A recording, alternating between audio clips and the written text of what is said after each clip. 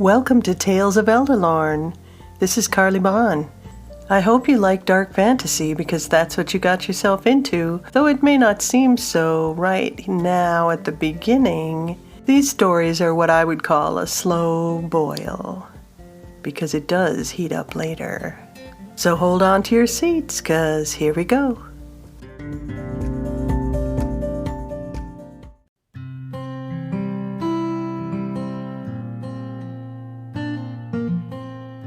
Last week, in Chapter 4 of Thendiel's song, we witnessed Thendiel leaving her sons behind, but it was never her choice. The lords of their undying lands forced her to return. She had trespassed while saving her king long ago, and now we find out the true price for this transgression.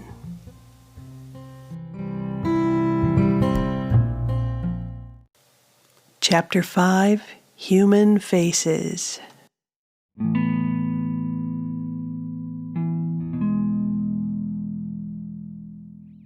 As Rovāsh walked among humans, he was met with more abuse, and on one occasion he was even set upon by men's dogs. Realizing it was because of his telltale ears, he covered them with a scarf acquired from some hanging laundry. Humans saw him then as an older teenage boy, even though his maturity among elves was much younger. Not knowing the common tongue, he tried not to speak very much. He soon found out they didn't even recognize Elvish anyway. He knew he would have to adapt, so he watched and listened. Ro was head and shoulders taller than the grown men he encountered. His distinctive facial features made him strikingly handsome by human standards. The women liked his tall, dark, mysterious looks. Females were more generous with food and patience, fantasizing he must somehow be a lost prince from a distant land.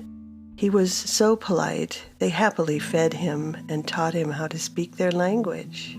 Girls who fancied his good looks did things that made him blush, but he shied away from those kinds of affections, not wanting to be discovered as an elf among men. He slept hidden away up in the tall tree branches at night, and went into human settlements during the day to learn what he could.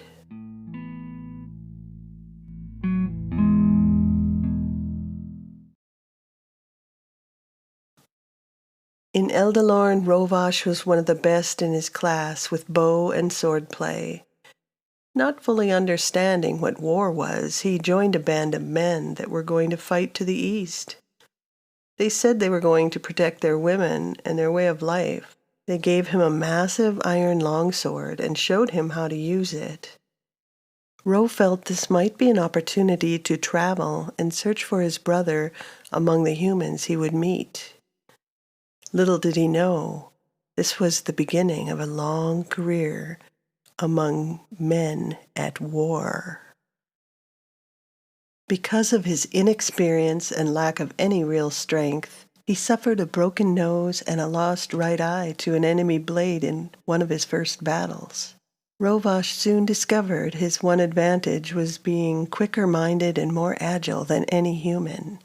His body healed fast, but he suffered agonizing pain from the many mistakes he made.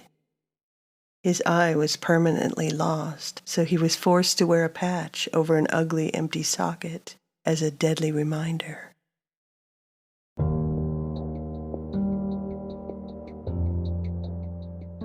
An evil sorcerer named Sermanos had grown an army of mutant Hysi and ogremen in the fiery Ajatara Fells. Ro fought bravely in many skirmishes there and killed many of the sorcerer's twisted monsters. After decades of fighting, his body grew muscular through the shoulders and back, and he expertly wielded the massive reach of the steel broadsword. He also mastered the use of the full-length set of dual swords. He started to show the shadow of facial hair of adolescence from his human half. He learned to shave, keeping the stubble short along a lower jawline.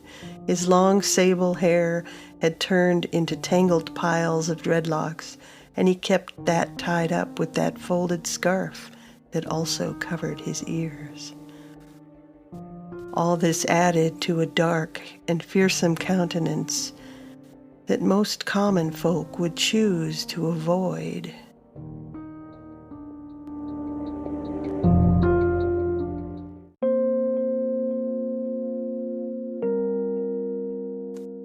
Rovage faithfully carried on his duties as a soldier, always keeping to himself.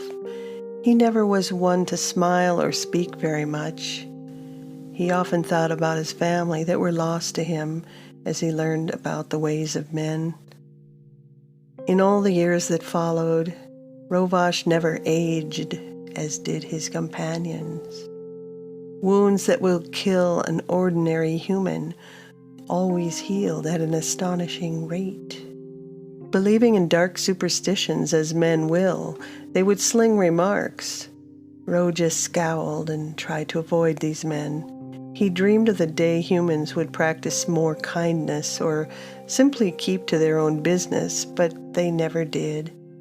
He always ended up having to move on when they started asking too many questions. Being Edhellen seemed to be such a defect that when he was deepest in his despair of elven desolation, he thought about mutilating his own ears. He even tried to drink so much as to find the courage to do it, but alcohol never had the desired effect.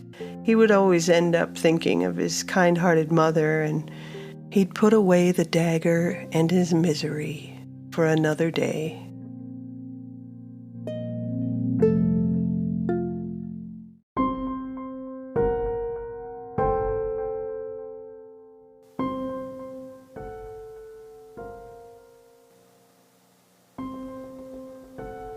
Feeling the pain of another battle that didn't end the way their officers had planned, Rovage looked for some peace with a cold drink in the commons. He only wanted to pass the time by himself, but then the hecklers started in. They were unwavering as they mercilessly harassed him. In frustration, he finally stood up his full imposing height and bellowed, "I am blessed only by my beloved mother." He tore off his scarf to reveal the long ears. He immediately knew he had made a grave mistake.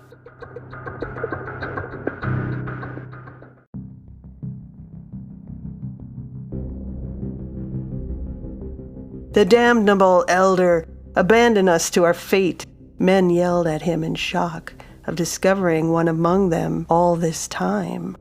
They began quite a commotion as men quickly gulped chugs of ale and rolled off benches. Another fell tipping, spilling tankards all over the place as they moved away to the farthest walls into the shadows. They were clearing the floor for a fight. Rovage pulled out all the authority he could muster in his voice and stance. He hoped to calm the crowd, or at least dissuade them from violence. "I have been searching for my brother who disappeared in the grief of our mother's death," Rovage tried to explain, knowing they didn't care what he said anymore. He prayed for some small sign of empathy from his former companions, but there was none. "Stand down, men!" A shout came from behind them as the door opened. "There will be no cure found fighting among yourselves," yelled their captain as he quickly stepped forward out of his office, quelling an oncoming riot. "Clean up this mess," the captain ordered into the commons, "or you will find yourselves permanently assigned to latrine duty." The captain then addressed Rovage. "It may be true. We thought Edhellen long gone, but come now." With a serious face, he motioned for Ro to follow him. "Even wizards continue to walk among us." "You are no pure-blooded, are you, elf?" A stocky, crude-looking man spat the last insult. My sire was human that I grew so. Ro's fist slammed down hard. Leaning over menacingly, his good eye insanely widened as he glared at the recoiling man. Tall enough to end the likes of you, he growled under his breath. None could deny his look of malice. They couldn't know the sadness he felt at the show of human ignorance.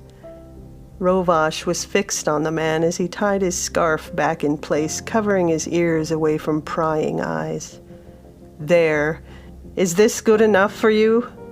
He glared at all their sullen faces as he stomped away into the office.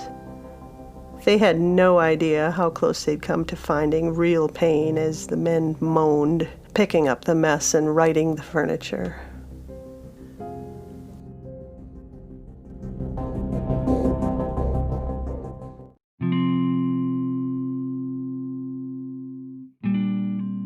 Captain Ferric was always known to be a fair man, even under tough circumstances. He had taken Rovash aside into his office not just to stop a brawl, but to speak candidly. It was only a matter of time that you would be forced to reveal yourself to us, soldier. You are an impressive fighter in my regiment, but I have been here a long time. He straightened his uniform front as he moved forward to his desk. I have often thought to myself, no one could be as lucky as you. Rovash flung himself into a chair and sat glowering in front of his captain. He closed his eyes with his hands against his forehead, trying to compose himself for what was to come next. This never ends well, Ro sadly huffed, expecting the worst. He was instead surprised at what Ferric did next. Please honor me by doing a favor for an old friend and deliver this to its rightful owner. The captain carefully set on the desk in front of Ro a beautiful old sword of the loveliest elven make. By now the men's minds will be divided about you, and I cannot guarantee your safety here. Ferric sighed in exasperation. He knew Edhellen had a code of honor beyond human understanding. If Rovash would take up this task, he would see it done. Ferric handed Ro official release papers that he'd signed and sealed right there, and took a hefty pouch of coins out of a side drawer as payment for his service. You should go. Forget all this. Find your brother if you can. I hear rumors a wizard still resides near the capital city of Justenlach. He may have the ability to help you find your lost brother, Ferric said gentler, leaning forward to get his point across. He slid the gold coins towards Ro. He stared at the brooding face across the desk. Then giving up, he sat down in his chair and waited for his young soldier's response.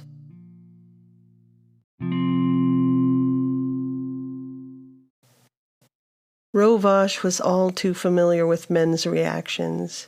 He looked down at the blade and let out a long, resigned breath.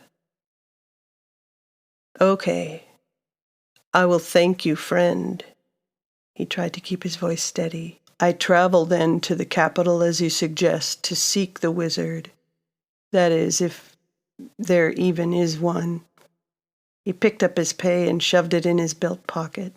Looking into Ferric's eyes and taking up the task laid before him, he asked, But first, before I go, explain to me whose sword I will carry, and where it should be surrendered.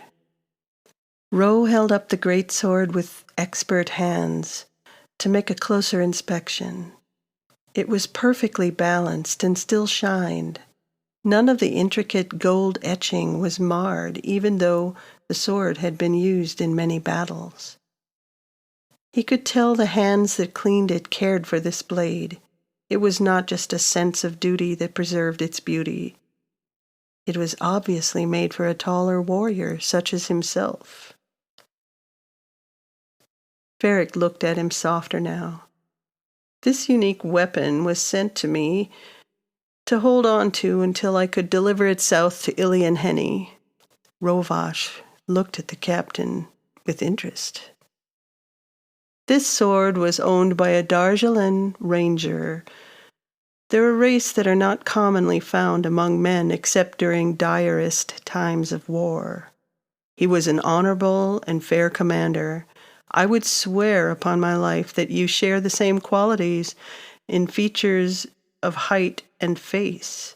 Back when you first joined our ranks, it was as though he stood before me when I first glanced at you. He was a trusted friend until his recent passing. The captain paused to let that sink in as he leaned back in his chair.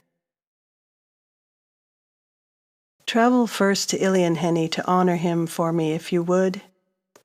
The Dargillian have run a small outpost there for centuries. It's hidden in the foothills to the east. When you show this sword to the rangers there, they'll know what to do with it.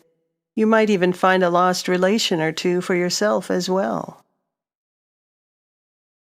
Rovash was buried in his thoughts for a moment before he spoke. I am, in fact, just over 500 years old, Captain Ferric. I have come to an age that is considered only half grown to adulthood among elven kin. Knowing a little bit about the lives of Edhellen, the captain sat up stiffly in his chair and poured himself a drink from a nearby decanter. He was thinking about how this young elven boy must have suffered greatly throughout so much time hiding among men at war. Gods, was all he could say, guzzling his first drink down. I would honor you with knowing truth about me and my kind. Rose scowled at the door. Beyond they could hear men howling as they attempted to sing together. Ferric filled a glass for each of them this time and slid one across the table. Rovash stared into the glint of candlelight as it danced on the surface of the amber liquid. He picked it up and drank a full mouthful. If what you say is truth, it might make clear a riddle unsolved in my mind, and I will thank you for that now. Ro lowered his eyes as he spoke, feeling the pain of long memory as it crept back into his mind.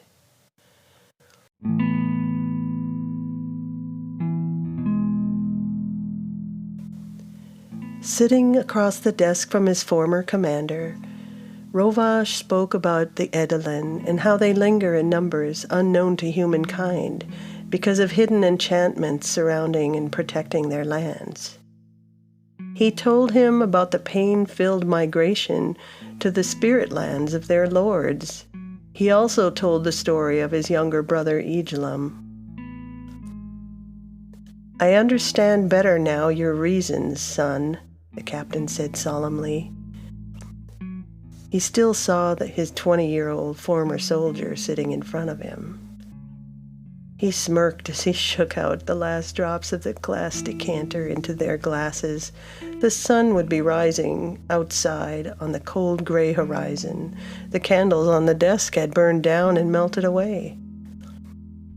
Having you here has been a blessing, my boy, and I am going to miss you in the days to come, and that is the God's truth, Captain Ferric said tiredly, wagging his head. With that, the two stood up and clasped hands as equals in a genuine handshake of friendship. I do pray I will see you again someday, Ferric warmly clasped Ro on the shoulder. Rovash nodded shyly and gave him a faint, sober smile as he said goodbye in Elvish tongue. Knowing now what he must do, he slipped out of the back door and into the woodlands beyond.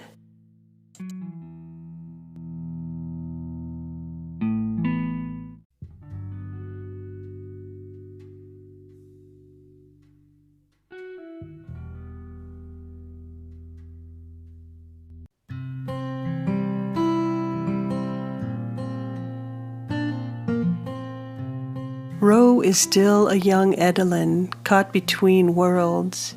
He's matured a lot, having lived among humans for a long time. He is also more elvish than he ever realized, just like his mother told him.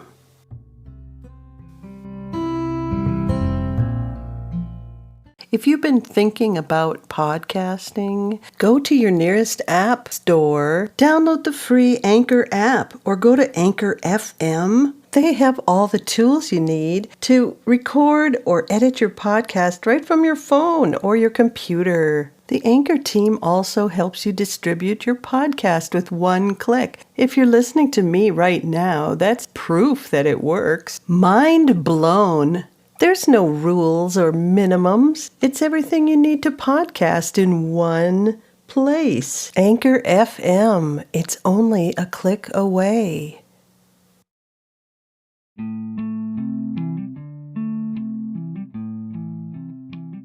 Elvish lesson of the day.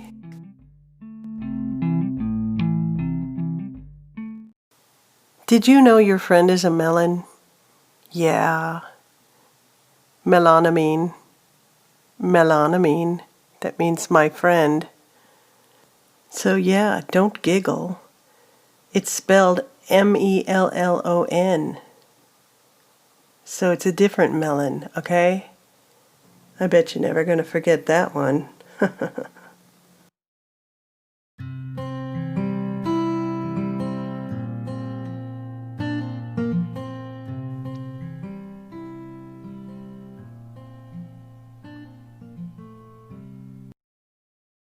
Thank you for listening. You can join me in more adventures if you press the follow button. I will personally send you a new episode every Thursday, so you can hear the rest of the story.